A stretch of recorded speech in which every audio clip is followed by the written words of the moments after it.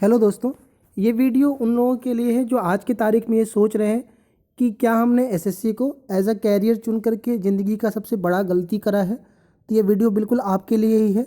आपका सारा दर्द और आपके सारे सवालों का जवाब इस वीडियो में है कि क्या आपने गलती करी या नहीं करी, सब कुछ इस वीडियो के अंदर है। वीडियो शुरू करने से पहले बता दूं मैं आपको कि अचीवर बैच बैच चल रहा है आपका अनअकैडमी के ऊपर। 23 फरवरी से ये बैच स्टार्ट है आपका और बेस्ट फैकल्टी पढ़ा रहे हैं आपके लिए। अगर आप सीजीएल के लिए या फिर सीएचएसएल या एमटीएस के लिए तैयारी कर रहे हो या करने की सोच रहे हो आगे, तो आप ये बैचेस ज्वाइन कर सकते हो। ठीक है, तो आप इसमें फ्री क्लासेस भी देख सकते हो, आप पेड क्लासेस भी देख सकते हो। फ्री क्लासेस के लिए भी अपने कोचिंग का जो आप वो है, अपने चैनल का कोड है एसएससी प्रीवियस यूज़ कर सकते हो आप। 23 फरवरी से स्टार्ट है आपका।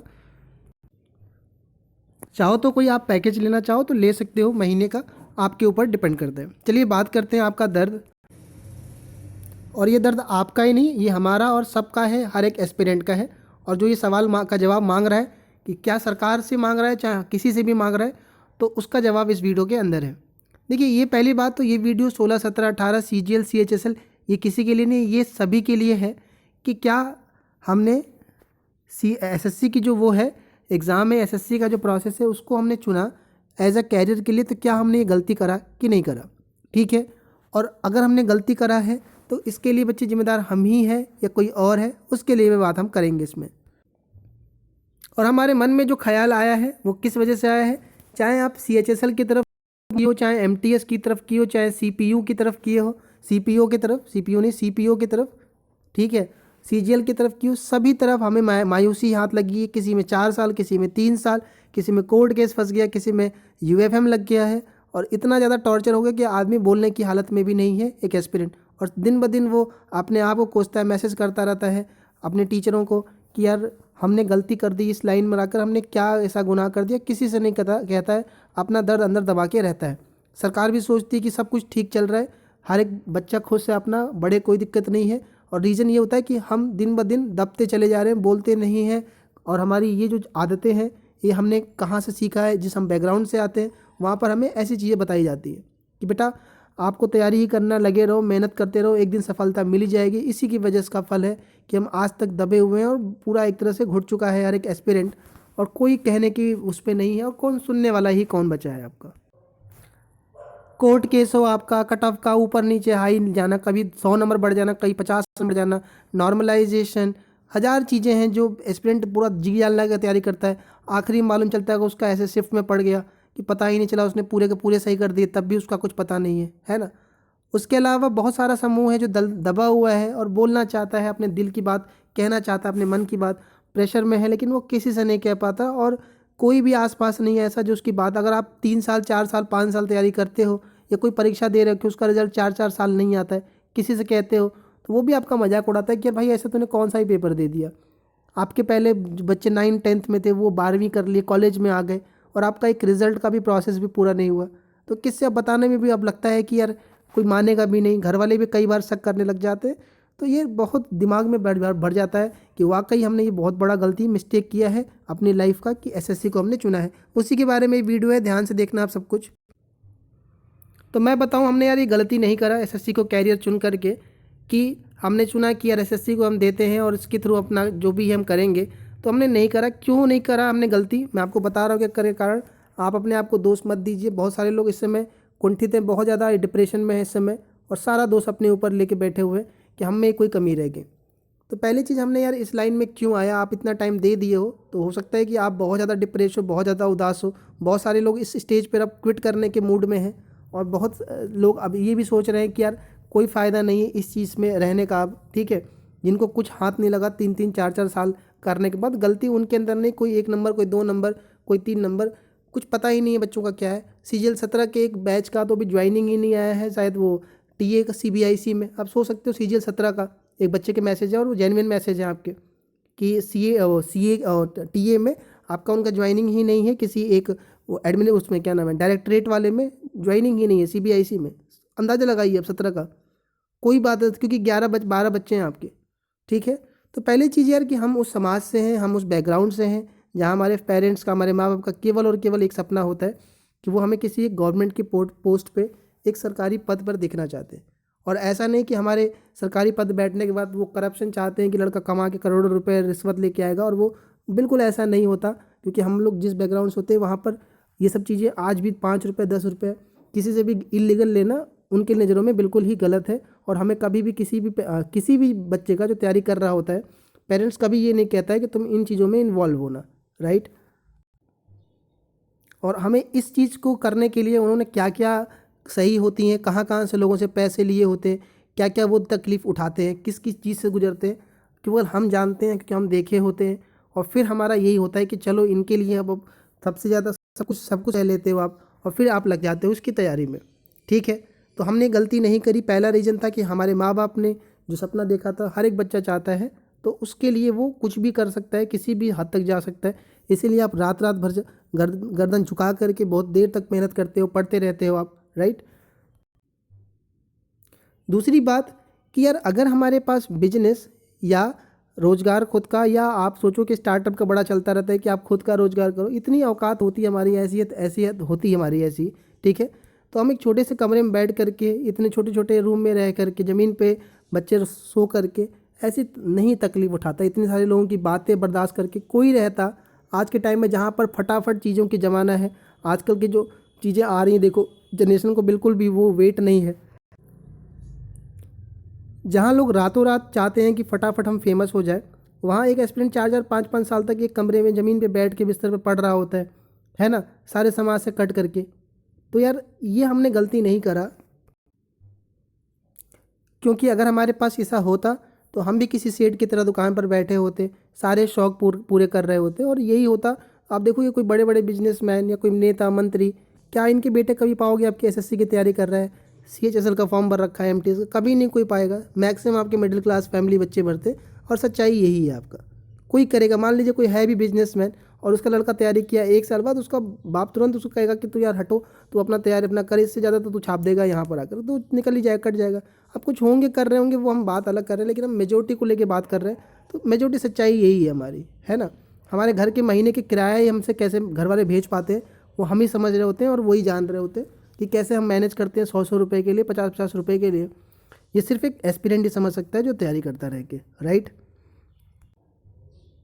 तीसरी वजह जो हमने इसको चुना एसएससी को तैयारी करने के लिए, कि हमने गलती नहीं करी है, कि हम जिस कॉलेज से पढ़े होते हैं, हम चाहे बीटेक करें हैं, चाहे किसी नॉर्मल कॉलेज से ग्रेजुएशन किए हैं, वहाँ के बाद नौकरी कैसी लगती है उसकी सच्चाई हम जान रहे होते हैं। नहीं जान रहे होते हैं, शुरुआत में हमें दिखाए जाते हैं सपने, जब हम फाइनल ईयर में आते हैं तो हम समझ जाते हैं कि क्या है सच्चाई उसके अलावा। और दूसरी बात, अगर हम कहीं प्राइवेट में कोई लग भी जाते हैं, तो प्राइवेट का जो माहौल है, जो उनका कल्चर है, हम ढल नहीं पाते, बिकॉज हम उस बैकग्राउंड से आते हैं जहाँ पर मैक्सिमम चीज़ें वैसी हैं जो हम ग्राउंडेड जुड़े होते हैं, और एक ग्राउंडेड जुड़ा हुआ आदमी नहीं ढल पाता है बहुत हद तक, चाहे वो उनका लाइफ स्टाइल हो, चाहे बोलने का वो हो, जो भी है, नहीं ढल पाते, ठीक है। देसी होता है ना एक तरीका आपका, तो वो आपका नहीं बैठा पाता, माइंड सेट नहीं कर पाता। इसलिए कई बार आप देखोगे कि गाँव के लड़के होते हैं अच्छी कंपनी में, वो भी छोड़ देते हैं। और हमारा होता है एक मिट्टी वाला होता है, एक मिट्टी वाली जो चीज़ होती है आपकी, कि मैक्सिमम चीज़ बना होता है कि यार ये यूपीएससी एसएससी का, तो वो वही चीज़ें हमें खींच लाती है, बार बार हमें अट्रैक्ट करती है। चाहे भले कितने अच्छे लग जाते हैं, कुछ लोग पैकेज पाने लग जाते हैं अच्छा, फिर भी वो चले जाते हैं, और इसी लालच में आ जाते हैं कि चलो यार करते हैं तैयारी और हो जाएगा, तो हम जिस चीज़ से निकले हुए हैं और हमें अपना वो मिल जाएगा, और हम अपने मन का कर पाएंगे। इस वजह से हम इसमें तरफ आते हैं, मूव करते हैं, ठीक है। वरना अगर हम सोचते हैं फिर बाद में, काश हम उधर ही होते तो आज कितना अच्छा, कुछ नहीं तो कम से कम फाइनेंशियल तो स्ट्रांग होते, ठीक है। फिर बात आती है कि क्या हम तैयारी करना चाहते थे, तो यही क्यों इतने सारे एग्ज़ाम हैं। तो सही बात है, बैंक भी था, यूपीएससी भी था, और भी रेलवे भी था। लेकिन आपको पता है कि बैंक की क्या हालत है, हम सब जान रहे होते हैं कि प्रोसेस तो ठीक है, 1 साल में नौकरी मिल जाती है हमें, लेकिन फिर हालत वही रहेगी जो प्राइवेट में थी स्टार्टिंग में ही। यूपीएससी के लिए हमें ये पता होता है कि हमारे बैकग्राउंड घर की इतनी सपोर्टिव नहीं होती है कि अगर हम 4-5 साल 3-4 साल लगा लेट में, तो वो हमें इतना सपोर्ट कर पाए, या घर में कोई दिक्कतें आ गई, ऐसी आर्थिक तंगी आ गई, तो हमें पढ़ाई हो सकता है बीच में छोड़ना पड़े, क्योंकि यूपीएससी है ही एक तरह का, यहाँ पर पॉसिबिलिटी एसएससी से भी बहुत वो है। लेकिन अब इस ऐसा हो गया कि लोगों को लगता है कि काश उन्होंने यूपीएससी दे दिया होता, जितना टाइम वेस्ट किया, कम से कम ये तो मालूम हो जाता है कि 1 साल में तुम्हारा होना है कि नहीं होना है। या तो 4-4 साल हो गया, पता ही नहीं, भाई डर लगा रहता है कि कल को वैकेंसी कम हो गई तो पता नहीं क्या करेंगे, पता नहीं ज्वाइनिंग भी टाइम पे डॉक्यूमेंट में कुछ कर दिया ऐसा, ऐसा खौफ में जीता आदमी कि कोई जान ही नहीं सकता बच्चे कि क्या हो रहा है इसमें, है ना। इस वजह से हम इस एसएससी को चुनते हैं कि चलो एक एसएससी की कोई भी एक पोस्ट ले लेंगे और फिर हम अब आराम से बैठ के अपनी तैयारी करेंगे। और इस आराम से करने के चक्कर में हम इस दलदल में फंसे रहते हैं। और यूपीएससी तो दूर की बात है, हम इसी के ही पोस्ट लेने में एक वैकेंसी गुजरने में 4 साल लग जाती है। अगर 2 आपने प्रोसेस गुजारा तो 7 से 8 साल आपका यूं ही चुटकी बजाते निकल जाएगा और आप निकल भी नहीं पाओगे इस दलदल से। और इसकी वजह से आपको लास्ट में लगेगा कि आप अपने आप को ठगा महसूस करते हो कि यार क्या हमने कर लिया ऐसी गलती, और क्या हमने चुन लिया, अपनी ज़िंदगी हमने तबाह कर रखी इनके चुन के। ठीक है, तो हमने जो चुना यार ये इस वजह से भी चुना, चौथा कारण मैंने जो बताया आपको। पाँचवा है यार कि हम ऐसे नहीं है कि हमारे शौक़ सिर्फ ऐसा ही है कि पार्टी क्लब और ये चाहिए हमें, है ना। हमारे सपने बहुत लिमिटेड होते हैं और हम कुछ सपने भी अलग तरह के देखते हैं। और हम चाहते हैं कि हमारे कंधों पे 3 स्टार हो, वाइट यूनिफॉर्म हो, ठीक है, इनकम टैक्स में हो, सीबीआई में हो। और यही सपने लेकर के हम स्टार्टिंग करते हैं तैयारी की। और इसी के लिए हम बस कुछ भी करने का तो कुछ गुजर जाते हैं, भले रात में कितना जगना पड़े, कुछ भी, बहुत कुछ, शादियाँ छोड़ देते हैं, फंक्शन, परिवार से नहीं बात कर रहे होते हैं हम लोग। क्या किस किस स्टेज तक कुर्बानी देता है आप, हम नहीं समझ सकते। आप वही तो कहना, हम दबे हुए हैं। मैं तो चलो अब बोलना चालू कर दिया है यहाँ पर। बहुत सारे बच्चे हैं जो सिर्फ लिखने भी नहीं चाहते, मतलब लिख भी नहीं सकते हैं अपना दर्द, और बस दूसरों का कमेंट पढ़ते रहते हैं। और बहुत सारे आप में से लोग हैं, लड़कियां बहुत सारी हैं, गर्ल्स तो मतलब कितना दबी हुई हैं। शायद ही कुछ गर्ल्स अब बोल पा रही हैं, वरना मैक्सिमम गर्ल्स तो सिर्फ उनकी दर्द क्या है नहीं समझ सकता। कोई सरकार, पार्टी, कोई कुछ नहीं समझ सकता। ये कहना ही बेकार है आप, है ना।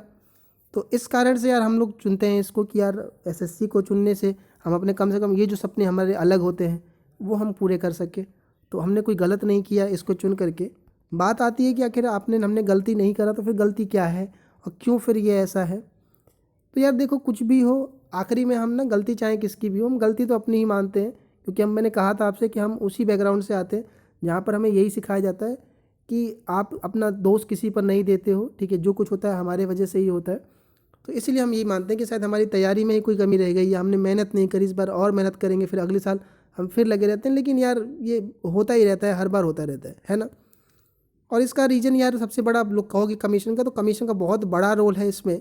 अब कहोगे कि यार आप मेहनत नहीं करते हो, पढ़ोगे नहीं तो कहाँ से नौकरी लग जाएगा। ठीक है, ये सवाल बिल्कुल आपका आ सकता है, बिल्कुल आ सकता है। लेकिन मानता हूँ कि चलो मैं नहीं पढ़ रहा, कोई और दूसरा पढ़ रहा, लेकिन क्या इतने सारे बच्चे हैं? नहीं, ऐसा राइट ऐसा नहीं है।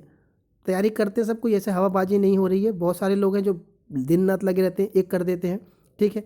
लेकिन एक प्रोसेस में इतना लेट लगी थी, एक पेपर हुआ, दूसरा पेपर कराने में एक साल का गैप, एक रिजल्ट निकालने में 1 साल का गैप, टीयर 1, टीयर 2, टीयर 3, एक प्रोसेस पूरा करते करते, ज्वाइनिंग आते आते, ज्वाइनिंग छोड़ो, फाइनल रिजल्ट आते आते 3-4 साल लग गया।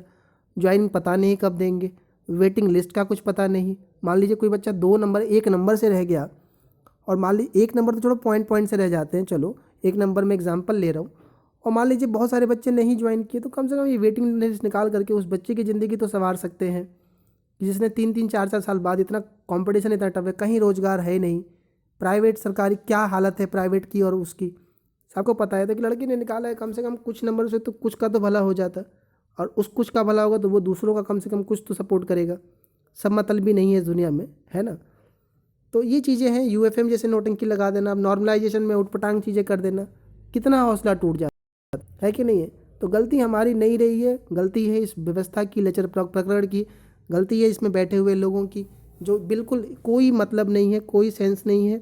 और ऐसा नहीं है कि एस्पिरेंट की लाइफ अगर इन्होंने ध्यान दी होती तो एस्पिरेंट बेवकूफ़ है जो इनके पीछे चल रहा है। कोई यूपीएससी का चल रहा होता है प्रोसेस, तो प्रोसेस एकदम स्मूथ चल रहा होता है। कुछ मुद्दे उठते हैं यूपीएससी में भी, लेकिन वैसे नहीं है जैसे इनका है ना नौटंकीबाजी।